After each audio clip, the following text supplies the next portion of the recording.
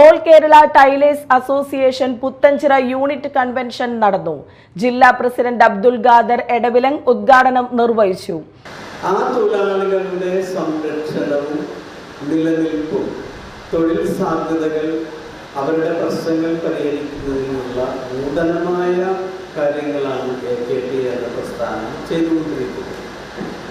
അതിൻ്റെ ഭാഗമായി ചാരിറ്റി രംഗത്ത് കേരളത്തിലെ മറ്റാർക്കും സാധ്യമാകാത്ത തരത്തിലുള്ള വലിയ മുന്നേറ്റത്തിന് നമുക്ക് സാക്ഷിയാകാൻ കഴിഞ്ഞു എന്നുള്ളതാണ് പ്രധാനപ്പെട്ട വിഷയം.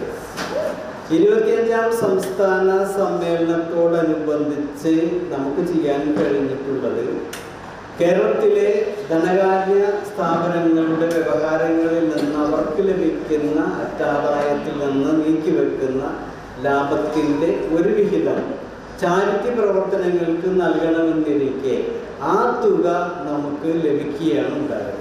യൂണിറ്റ് പ്രസിഡന്റ് സിനി ജെയിംസ് അധ്യക്ഷത വഹിച്ചു.